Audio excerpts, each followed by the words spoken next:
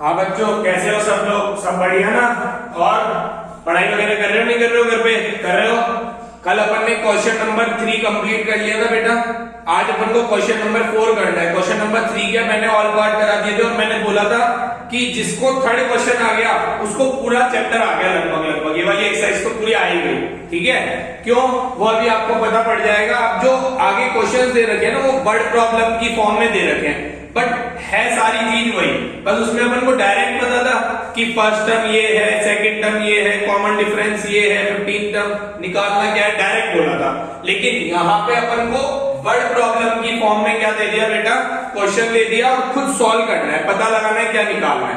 देखो, जैसे fourth question मैं पढ़ता हूं, how many terms of AP, AP given है बेटा, must be taken to give us sum of 636। मतलब हमें कितनी टर्म्स चाहिए होंगी अगर सम 636 चाहिए और एपी गिवन दे दी, तो मतलब ए की वैल्यू तो एपी से पता पड़ जाएगी। क्या है बेटा ए की वैल्यू? देखो अच्छी तरीके से, ए की वैल्यू क्लियर दिख रही है बेटा मेरे को, तुम्हें भी दिखनी चाहिए। 9, फर्स्ट टर्म है 9। कॉमन डिफरेंस बेटा second term minus first term कर दो, 17 माइनस 9 कितना हो जाएगा? 8 हो गया। और क्या गिवन है? सम गिवन है ऐसे, कितना?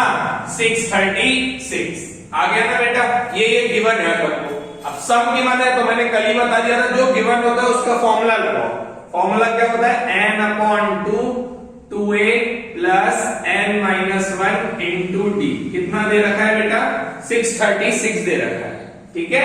अब वैल्यू पुटिंग कर दो बेटा, n की वैल्यू तो फाइंड करनी है, अपॉन 2 इंटू a की वैल्यू मेरे को दिख रही है बेटा 9 प्लस n माइनस 1, d की वैल्यू बेटा दिख रही है 8 इक्वल टू 636, ठीक है बेटा?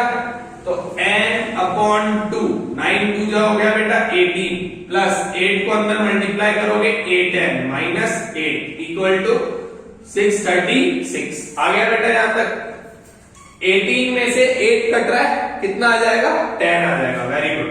n/2 ये आ गया 10 plus 8n equal to 636। Common दिख गया? कॉमन ले लो। क्या कॉमन दिखा? 2। Very good. n/2 इंटू 2, अंदर बचा 5 प्लस 4n इक्वल टू 636, ठीक है?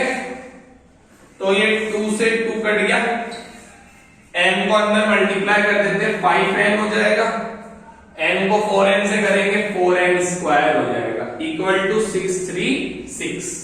636 को इधर लिया है, क्वाड्रेटिक इक्वेशन बन गई, 4n स्क्वायर प्लस का 5n और माइनस 636 इक्वल टू 0, ठीक है? अब क्वाड्रेटिक इक्वेशन सॉल्व करना आपने सीखी है 4th चैप्टर के अंदर, नहीं सीखी तो जब मैं चैप्टर अपलोड करूंगा तो सीख लेना। अभी ऐसे सीखते जाओ थोड़ा थोड़ा, है ना? बाकी 8th क्लास में ही पढ़ी है, 9th क्लास में ही पढ़ी है, और 10th में वापस काम आ रही है हमारी क्वाड्रेटिक इक्वेशन किस तरीके से सॉल्व करी जाती है। देखो करते हैं, 636 को 4 से मल्टीप्लाई करेंगे, कितना आ गया? अपना आ गया 2544 आ गया। अब 2544 को मल्टीप्लाई करने पे तो ऐसा कोई नंबर चाहिए जिसको मल्टीप्लाई करने पे तो 2544 आ जाए और सब्ट्रैक्ट करने पे 5 आ जाए। एलसीएम ले लो, 2 की टेबल में 1 2, ये 7 और ये 2, 6 3 6, 2 की टेबल में 3 और ये कितना 1 और 8, 2 की टेबल में 1 0 नहीं 1 फिर 5 फिर 9, फिर 3 की टेबल में आ रहा है 53 की टेबल में तो 1 बार प्राइम नंबर है ना। तो देखो मेरे को नंबर पता पड़ गया 48 और 53, मल्टीप्लाई करने में तो 2544 आ जाएगा और सब्ट्रैक्ट करने पे क्या आ जाएगा? 5 आ जाएगा। 53 और 48, तो 4n स्क्वायर प्लस का 53n, या इधर पहले माइनस 48 लिख देते हैं, और प्लस का 53n minus 636 equal to 0। n common दिख रहा है बेटा और 4 भी कॉमन दिख रहा है, तो 4n ले लिया कॉमन, ये आ गया n माइनस, कितना बचेगा? 4 बन गया 4, n माइनस 12, ठीक है? प्लस इधर 53 पूरा कॉमन आ रहा है, अंदर बचा n माइनस 12 इक्वल टू 0। एक तो हो गया 4n प्लस 53, और एक हो गया n-12। ठीक है बेटा, ये दो बन गए हमारे। तो एक तो ले लो 4n प्लस 53 इक्वल टू 0, मतलब 4n equal to minus 53, n की वैल्यू माइनस में हो ही नहीं सकती, मतलब ये तो होगा ही नहीं। दूसरा बना n-12 इक्वल टू 0, मतलब n इक्वल टू 12, मतलब n की वैल्यू कितनी है 12 है। अगर अपन नंबर ऑफ टर्म्स 12 होगी तो उनका सम करने पे कितना आ जाएगा 636 आ जाएगा। यही हमारा आंसर है। नोट कर लो बेटा, फोर्थ वाला क्वेश्चन फिफ्थ वाला अपन स्टार्ट करते हैं। ठीक है, करें, रफ कर दो ये वाला। क्या दे रखा है बेटा, अगला क्वेश्चन रीड करो। The first term of AP is 5। First term तो दे रखी है बेटा एपी की, कितनी दे रखी है 5, और लास्ट टर्म दे रखी है 45। Last term is 45 and sum भी गिवन है बेटा 400। हमें निकालना है नंबर ऑफ टर्म्स और कॉमन डिफरेंस। ऐसा का सेम क्वेश्चन अपने पास कल था। फर्स्ट टर्म दे दी 5, लास्ट टर्म दे दी 45 और सम दे दिया 400। एक तो नंबर ऑफ टर्म निकालना है और एक कॉमन डिफरेंस निकालना है। तो जब a और an गिवन है तो सम का डायरेक्ट फॉर्मूला होता है n/2 a प्लस an। बिल्कुल, वेरी गुड, बहुत बढ़िया, आपको याद है ना, बहुत बढ़िया। n की जगह बेटा मेरे को दिख रहा है कितना, n की जगह दिख रहा है, नहीं पता, n तो गिवन ही नहीं है, n तो फाइंड करना है। a की जगह दिख रहा है 5 और an की जगह दिख रहा है 45 इक्वल टू 400। ठीक है बेटा, ये हो गया n/2 इंटू 50 इक्वल टू 400। 2 से 50 कट गया 25 पर, 25 को ले जाओ डिवाइड में, मल्टीप्लाई वाला जाता है डिवाइड में। तो ये 25 की टेबल से डायरेक्ट काट दो या 5 की टेबल से। मेरे को 25 की टेबल आती है तो मैं 25 की टेबल से काट दूंगा डायरेक्ट। 25 × 25, 25 6 150, खत्म। 16 आंसर।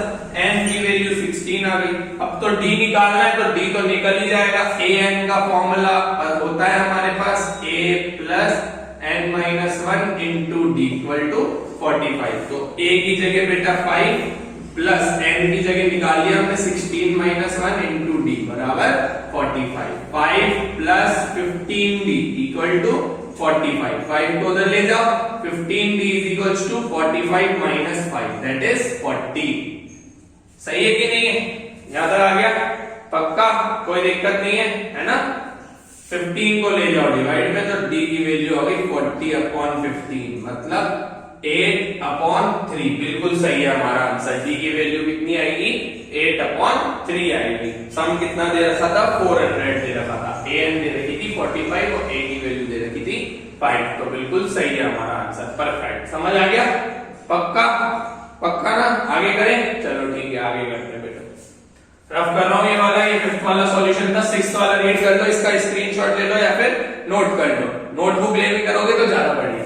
सिक्स्थ क्वेश्चन है, the first and the last term of AP are 17 and 350। मतलब a पता पड़ गया 17 और लास्ट टर्म पता पड़ गई 350। कॉमन डिफरेंस इज 9, मतलब d भी पता पड़ गया 9। How many terms and what is their sum? बहुत इजी, ये तो कल का पहला ही क्वेश्चन है। थर्ड क्वेश्चन का जो फर्स्ट पार्ट था वो बिल्कुल ऐसा था और सेकंड क्वेश्चन जो पूरा था वो भी ऐसा ही था। तो an का फॉर्मूला होता है a plus n-1 into d equal to 350। a की जगह बेटा मेरे को दिख रहा है 17 प्लस n-1 इंटू d की जगह मेरे को 9 दिख रहा है इक्वल टू 350। समझे? 17 को ले जाओ इधर तो n-1 into 9 equal to 350 minus 17। कितना बचेगा बेटा? बचेगा 333। मेरे हिसाब से तो यही बचना चाहिए, बिल्कुल यही बचेगा। ठीक है, n-1 इंटू 9 को ले जाओ डिवाइड में तो n-1 इक्वल टू 333/9। 9 से कट रहा है बेटा, बिल्कुल कट रहा है। 9 3 जा 27, 6 बचा 63 आ गया 9 बार। ओ 63 9 की टेबल में कितनी बार आता है? 7 बार आता है, है ना? 63 7 बार। तो n-1 इक्वल टू 37, मतलब n की वैल्यू आ गई 37 प्लस 1 दैट इज 38। आ गया बच्चों, कुछ भी नहीं है, n की वैल्यू निकालनी थी, बहुत ही इजी है ये तो। चलो n की वैल्यू निकल गई, आ रहा है ना समझ में? कक्का ना घर पे पढ़ा करो बेटा, घर पे पढ़ोगे तो ये सारी चीजें बहुत इजी लगेगी। एक बार घर पे खुद से प्रैक्टिस करा करो, है ना। देखो 10 बोर्ड में अच्छे मार्क्स लाने हैं ना अगर, तो मैं तुम्हारे साथ खड़ा हूं, कोई भी प्रॉब्लम हो कभी पूछ सकते हो, बस प्रैक्टिस तो तुम्हें करनी पड़ेगी। क्वेश्चन सॉल्व मैं करा दूंगा, इंपॉर्टेंट क्वेश्चन भी दे दूंगा, कौन कौन से चैप्टर से पास होते हैं वो भी बता दूंगा, कितना चैप्टर कौन सा चैप्टर कितने मार्क्स का वो भी बता दूंगा, बट पढ़ाई तो तुम्हें करनी पड़ेगी ना, ठीक है। तो ये n की वैल्यू आ गई बेटा हमारी 38। Okay done. अब और भी कुछ निकालना था ना शायद इसमें, हाँ सम भी निकालना था, तो अब तो ऐसे निकाल लो direct, n/2 a plus an वाला फॉर्मूला लगा दो। n की जगह दिख रहा है क्योंकि मेरे को निकाल चुका मैं 38/2, a की जगह बेटा 17 गिवन था और an की जगह बेटा 350 गिवन था, ठीक है। समझ गए कि नहीं समझे यहां तक? 17 और 350, 38/2, ये कितना हो गया? 17 और 350 कितना होता है बेटा? 3,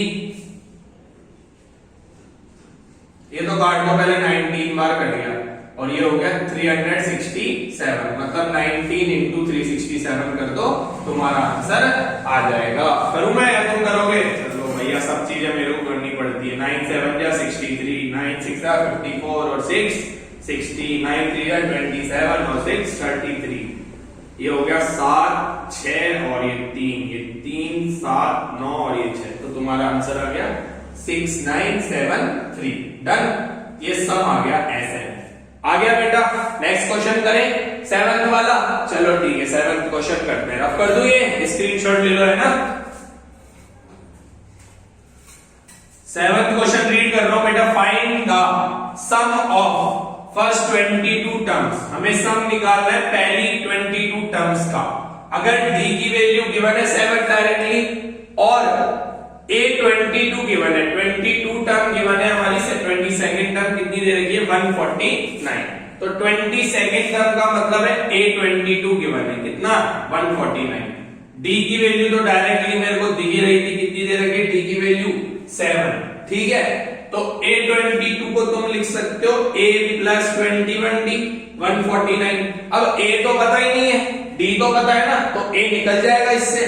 a प्लस 21 इंटू d की वैल्यू कितनी दिखी बेटा मेरे को? d की वैल्यू दिखी 7 बराबर 149, तो ये a प्लस 147 इक्वल टू 149, तो a की वैल्यू आ गई 149 माइनस 147 दैट इज 2। समझ गए?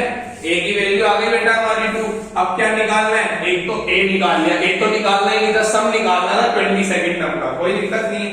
Sn बराबर n/2 a प्लस an, ये तो फॉर्मूला होता है, मतलब 22/2 S22 निकाल रहे, a प्लस a22 पुट कर दो वैल्यू, 22/2 तो 11 हो गया, और ब्रैकेट में a की जगह बेटा मैंने निकाल चुका हूं 2, और an की वैल्यू गिवन थी कितनी? 149, मतलब 11 इंटू 151 कर दो, आंसर आ जाएगा।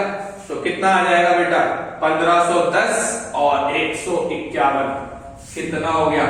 1600, 1510 और 100, 1610 तो 1661, 1661 आ गया हमारा आंसर। कितना आ गया? 1661 S22 आ गया बेटा समझ में। तो इसी के साथ ये 7th क्वेश्चन भी हमारा खत्म हो गया। कोई प्रॉब्लम हो तो पूछ लेना, कमेंट में पूछ लेना। बाकी वीडियो अच्छी लगी हो तो बाकी दोस्तों को शेयर कर दो अपना, ताकि वो भी AP ढंग से पढ़ चुके। 5.3 भी कंप्लीट हो जाएगी जल्दी, 7 क्वेश्चन तो हो चुके हैं ना। देखते हैं इसी वाली वीडियो में या तो आगे पढ़ाते हैं या फिर अपन नेक्स्ट वीडियो में तुम्हें आगे पढ़ा देंगे।